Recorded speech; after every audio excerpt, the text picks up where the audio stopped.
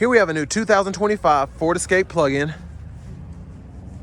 Now this one comes in agate black metallic, and then we have the space gray cloth and vinyl interior. For the powertrain, we get a 2.5 liter naturally aspirated 4-cylinder engine paired with an electric motor, and all that power goes through an eCVT. But as we come around to the front end here, we do get our LED headlamps, LED daytime running lights, and LED fog lights. The lights don't flash like that. That's just how my camera's picking them up. But as you can hear, pretty quiet because the engine that has actually cut off where it charged up the battery a little bit. 18-inch aluminum wheels. And then here, this is where you charge. But unfortunately, the battery is depleted right now. But passive keyless entry on the front, power door lock controls, power windows there, one touch automatic up and down on all four, power window or power mirror controls, excuse me, and then the blind spot monitors are in that side mirror there, rear window lock. Hit this twice, pops the hood, headlamp controls, fog lights, lift gate, gas cat. You get a manual tilt telescoping steering wheel. And there's our power driver's seat with two-way power lumbar support. But a big thanks to Ford of Franklin for allowing me to review this Escape plug-in hybrid today. I'll leave a link below in the description. And if you're looking to find something closer to home and you want to make sure you get the best possible price, click on that second link down below. It takes a minute to fill out your info, and I'll get everything going with the local dealers, making sure you get that, again, best possible price on a new Escape plug-in hybrid or any vehicle you might be interested in. So there are your fuel economy numbers there. So pretty impressive that on gas only you're getting 40 miles per gallon. But I mean, on an all-wheel drive Escape with a 1.5 EcoBoost 3, you're getting 32 highway. So the Escapes are just super fuel efficient and pretty spacious for what you get, in my opinion. I have the seat up front adjusted for someone of my size, being 6'3" with longer legs, and sitting behind myself. It's not a full-size crew cab, but still not bad legroom. And even with the panoramic Vista roof, my head is not touching the headliner there. Seat back pocket on that side, rear AC vents, and then two USB-C charge ports down there. Look at the front from back here. Bottle holders are there in the middle. Love these lights. And then you can hang a shirt or something there.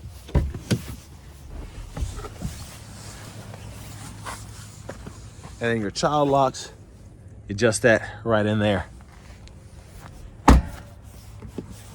Now you do get easy fuel here.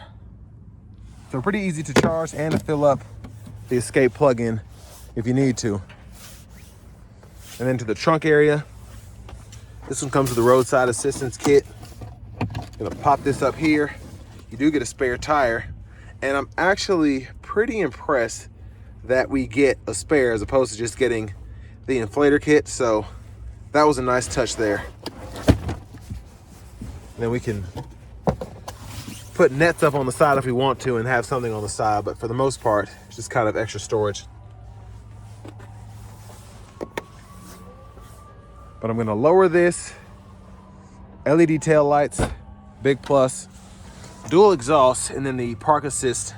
The sensors are integrated in that rear bumper pretty nicely.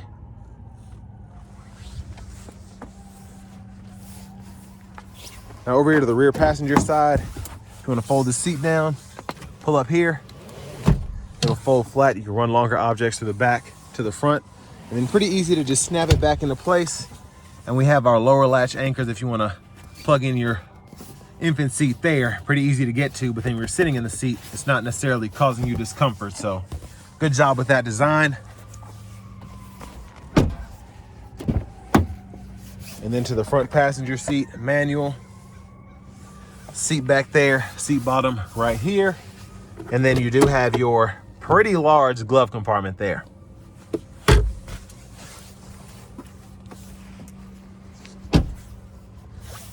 And coming back around to the front, since we hit that latch twice, all we have to do is pull up on the hood. And again, 2.5 liter naturally aspirated 4-cylinder engine here, paired with that electric motor.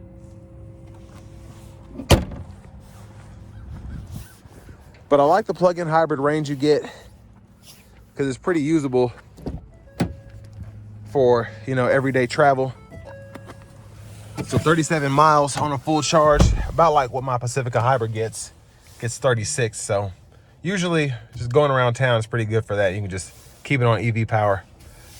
But leather wrap steering wheel here. This might be ActiveX. I think this is ActiveX actually, but still feels nice, and that is heated. There's the horn. Now to the radio here, we do get AM, FM, XM along with Bluetooth. You also get your wireless Apple CarPlay, Android Auto compatibility. Something new is you get access to YouTube. I'm assuming when you're parked or whatever, you can do that.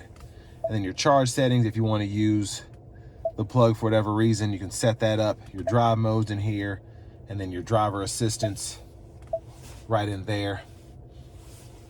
You can turn the adaptive off, the lane centering, all of that. But the power flow map here, love having these. It just shows you when the battery's being used, when the engine's charging the battery, when the battery's pulling the wheels, and everything in between. And then you do have the navigation system here as well. But your AC controls are all down here. So you have 3-stage heated seats for the front. You can adjust temperature for either side. And then you can go in here, adjust the actual direction, and then you can decide whether you want to sync or unsync the climate controls there. Backup camera guidelines follow you as you turn the steering wheel. Hazards here. Volume knob, you can click there to turn the audio off. And then we do have our screen minimizer there, hitting that button. And then over here, quick shortcut for the driver assistance. We can go in there, and I'm gonna turn the lane centering on. But defroster, and then that's how you get to your drive modes there. 12 volt USB-C, USB-A charge duo there. And then for the shifter, reverse, neutral drive, low, and that's kind of that regenerative braking. And it shows you the EV mode, so that's pretty neat as well. Electronic parking brake, pull up to engage, hit the brake, press down to disengage. And then we also have our automatic brake hold there, bottle holders, center console cubby space, decent size. And there is the panoramic vista roof there, if you ever want to use that. View of the back seat from up here. There's the tilt, there's the slide, sunglasses holder, all those controls for the roof there. And that's how far it goes back. Vanity mirror. And then back to the steering wheel itself. Blinkers, high beams, intermittent wipers, one time off, intermittent low, high. And then we can adjust that intermittent frequency here, rear wiper there, push back for that rear wiper fluid, and then pull up for the front wiper fluid. Cruise, we can turn that on, set the speed, adjust the gap, turn the lane centering on or off, or if it's just set to lane keeping, we can do that as well. Volume, voice recognition, Bluetooth button, track list, radio station presets, we can go through that. And then all of this here is to go through the gauge cluster in the middle. So pretty easy to set all that up. Vehicle maintenance shows us the tire pressure monitors, and then our status info. Everything's pretty self-explanatory. Push button start. Finally, here's the key fob with remote start. And next, let's go ahead and take this 2025 Escape plug-in hybrid out on the road for a test drive.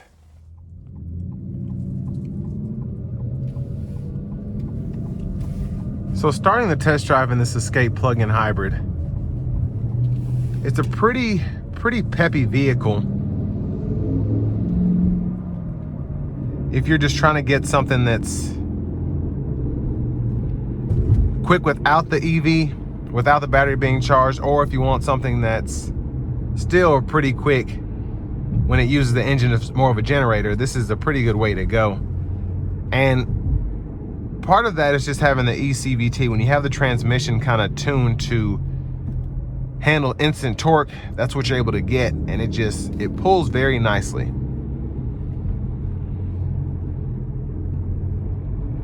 And then you're still able to get that up to 40 miles per gallon driving around town. Of course, with the regenerative braking and all of that, that's what helps get that number so high. But it's very easy to not have to use gas in these plug-in hybrids. That's one of the reasons I like them so much, is because you get the best of both worlds. You still have a hybrid when you're not on a full battery or your battery has no charge.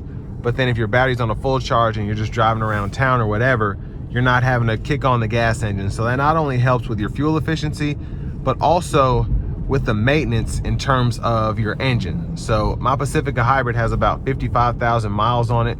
It's probably had 2 or 3 oil changes because I use the EV pretty much every day, that 30 to 32 miles per charge. And then everything else is used just when I take road trips or I have to go on longer journeys, things of that nature.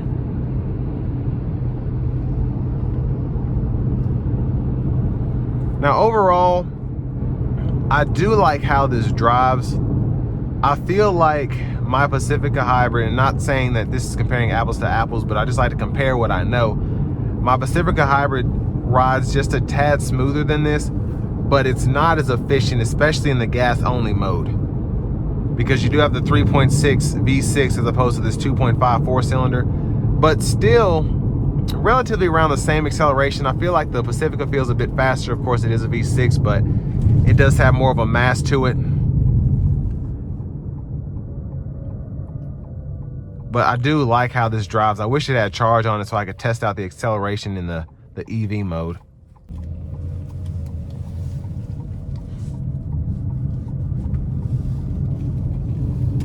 Now this is one of the easiest plug-in hybrids I've driven, just because it really drives like a car to begin with. But then just having the regenerative braking, how everything else is set up, this pedal doesn't feel as wishy-washy as my Pacifica hybrid does. It feels like when I hit the brakes, it's gonna stop accordingly. It doesn't kind of keep coasting and then I have to hit the brake harder.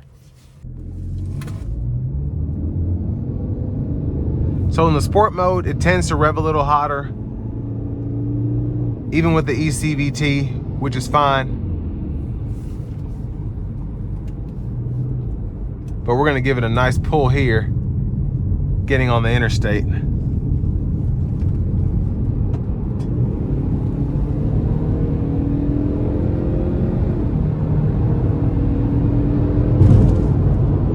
So not flooring it by any means. And I'm gonna set the adaptive cruise up now. Lane centering. If I can get it to kick on, there it goes. But I want to give one more thank you to Ford of Franklin for allowing me to review this Escape plug-in hybrid today. I'll leave a link below in the description. If you're looking to get the best possible price on an Escape plug-in in your area, click on that second link down below. It takes a minute to fill out your info. I'll make sure the local dealers are fighting to get you the best price on a new Escape plug-in or any new vehicle you might be interested in. And again, here at Ford of Franklin, you do have the lifetime powertrain warranty included with your new vehicles that are gas powered. It doesn't cover EVs or the EV part of the vehicle, but it'll cover the 2.5. I want to say it covers the conventional part of the CVT, just not the electric motor or the battery. But I mean, for under 42 grand, you get a lot here. And I mean, this thing is efficient and just a great everyday vehicle if you do a lot of commuting, or if you just want something that's fuel efficient and also just efficient in general with the EV technology. But with all that being said, this will bring me to the end of my review of this 2025 Ford Escape plug-in hybrid.